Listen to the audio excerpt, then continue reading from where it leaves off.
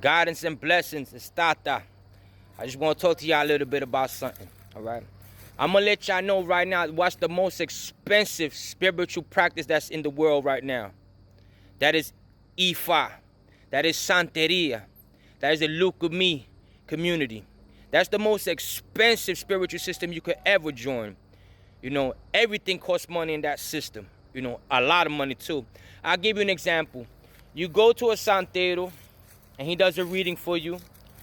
He's going to charge you for the reading. Then he's going to charge you for an ebo.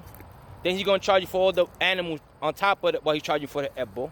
You go to a babalao. He's going to give you a reading. He's going to charge you for the reading. Then he's going to charge you to do the ebo. And then he's going to charge you the animals for the ebo. So it's always going to be money involved. All right?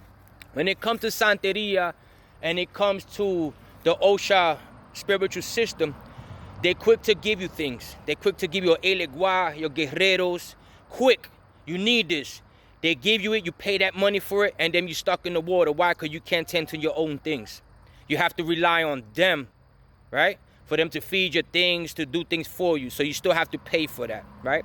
Then when it's time for you to try to do your own things, as far as feed your own orisha, your own elegua, your gun, you know, you have to be initiated, they say. So then you got to find this money, right? Either you're going to Cuba, you're going to Florida, you're in the States, wherever you're going, all right? We're talking about thousands. In the States, we talk about almost 20,000, 15, 20,000, even better sometimes to get initiated. So you go get all this money, you get initiated, and you spend all this money. Now, you under the guidance of your godmother, your godfather, and like they give you like a second godmother, a bona or something they call it, right? Godfather, godmother. So you're always under them. So no matter what, you always need your godparents. You know what I'm trying to say?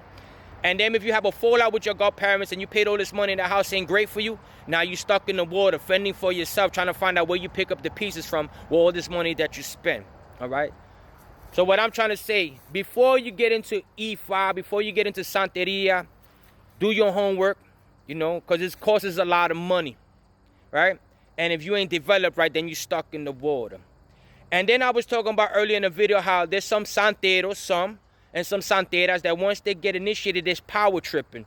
And they're walking around that they're better than anybody. And that stems from how much people charge and the price they had to pay. So they feel that since they had to go get $20,000 up to get initiated, they on top. They better than everybody, right? Because it was $20,000 to get initiated. But like I said, that's the most expensive spiritual practice that there is in the world is santeria Ifa, look at me. It costs money for every single thing. Even when you in it and you go get readings or divine, right? And the divine for you, even on your elbows that come out when you initiate it, is expensive.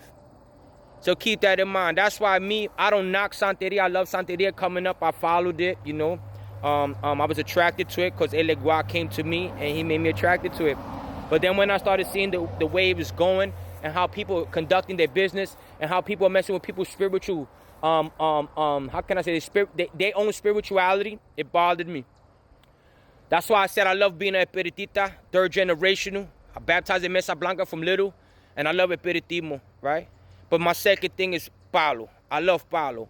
And I'm going to make a video about palo, because people got to know how beautiful palo is. Palo got a bad name, and people keep giving palo a bad name, and they want to call it evil, evil, evil. As long as they call palo evil, then people going to keep going to Ocha and santeria, because they thinking that palo's evil. When palo is as powerful and it's just as beautiful as santeria.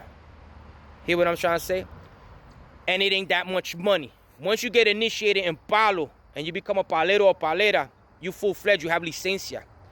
You get the lessons from your godfather, godmother, but then your own muerto take charge of you and he start walking you. Blessings and guidance, long life, wealth, health, and prosperity. Be humble, do your homework.